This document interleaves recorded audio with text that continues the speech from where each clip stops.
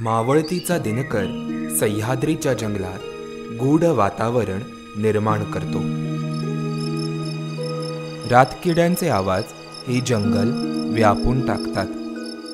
कड्याच्या आडून शुभ्र कांतीचा चंद्र उगवत असताना चांदण्यांचा मंद प्रकाश जंगलाला आपल्या कवेत घेऊ पाहतो. अशावेळी घुबडाच्या गंभीर गुदकारात चांदण्यांच्या मिणमिणत्या उजेडात सह्याद्री पहुडतो.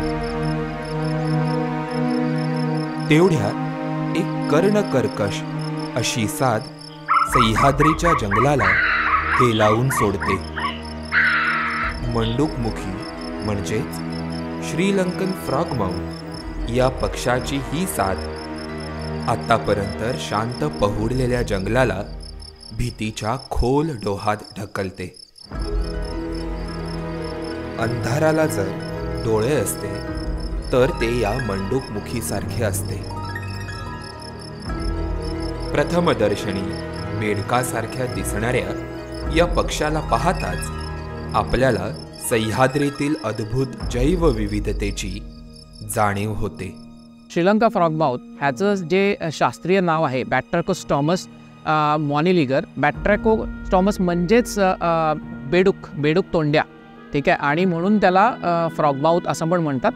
आणि हा जो आहे तो त्याचा शोध श्रीलंकेमध्ये लागला आणि भारतामध्ये असे 2 फ्रॉगमाउथ्स आहेत. एक हा म्हणजे श्रीलंका फ्रॉगमाउथ आणि दुसरा म्हणजे हॉक्सन्स फ्रॉगमाउथ जो ईस्टर्न घाट्समध्ये सापडतो. श्रीलंकन फ्रॉगमाउथ हा पश्चिम घाटात प्रदेशनिष्ठ असणारा पक्षी. बेडकासारखे तोंड, भला मोठा उघडणारा जबडा आणि समोरच्या दिशेला असणारे मोठे डोळे हे त्याचं रूप. म्हणूनच त्याला बेडूकमुखी किंवा मंडूकमुखी या नावाने ओळखलं जातं. पूर्णपणे निशाचर असणारा हा पक्षी कीटकभक्षी आहे. त्याच्या चोचीच्या भोवती लांब आणि राठ केस असतात. हे केस कीटकाची शिकार करत असताना त्याच्या डोळ्यांना कीटकांच्या हल्ल्यापासून वाचवतात. चेहऱ्यावरील या वैशिष्ट्यामुळेच हा पक्षी रागीट दिसतो. रात्रीच्या वेळी शिकार करण्यासाठी या पक्ष्याचे डोळे घुबडासारखे मोठे विकसित झालेत. मादी श्रीलंकन फ्रॉगमाउथ ही गडद तपकिरी रंगाची असते, तर नर हा राखाडी रंगाचा असतो.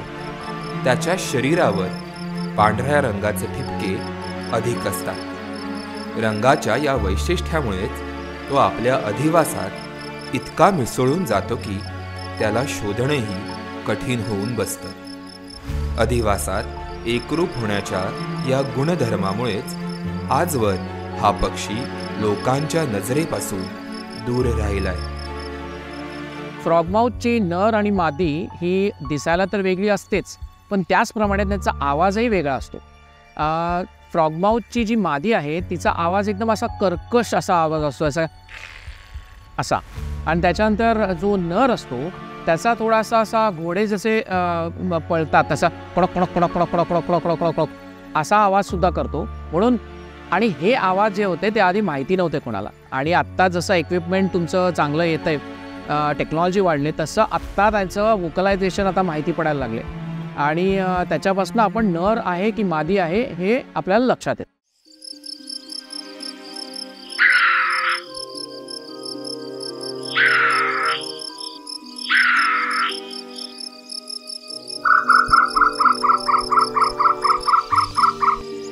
मंडूकमुखीचे हे आवाज संध्याकाळी काळोख पडू लागला की कानावर पडतात.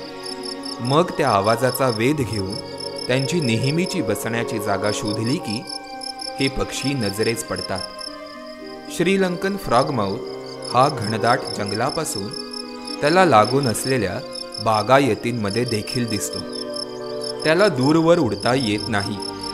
त्यांचा विणीचा हंगाम फेब्रुवारी ते मे दरम्यान असतो. फांदीवर लायकेन आणि शेवाळाचा वापर करून जेमतेम अंड राहील एवढंच घरटं ते बांधतात. नर आणि मादी दोघेही अंडी उबवतात.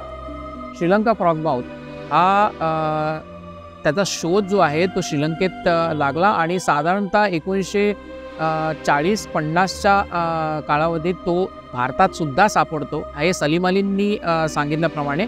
पण हळूहळू जसं त्याच्याबद्दलचं माहिती आपल्याला माहिती पडली तसं 1970 पासून तोच बऱ्याच ठिकाणी शोध त्याचा लागत राहिला. आधी केरळामध्ये, त्याच्यानंतर कर्नाटकामध्ये, नंतर गोव्यामध्ये आणि जवळजवळ 2003मध्ये वरदगिरीने तो आंबोली घाटात पण सापडला त्याला.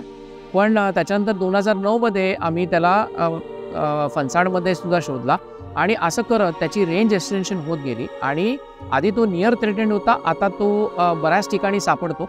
पण त्याची जी रेंज आहे ती अगदी नॅरो रेंज म्हटली तरी चालेल, नॅरो स्ट्रिपमध्ये सापडतो आणि म्हणून त्याचा अधिवास जो आहे तो खूप रेस्ट्रिक्टेड रेंज स्पीसीजचा हॅबिटॅट आहे.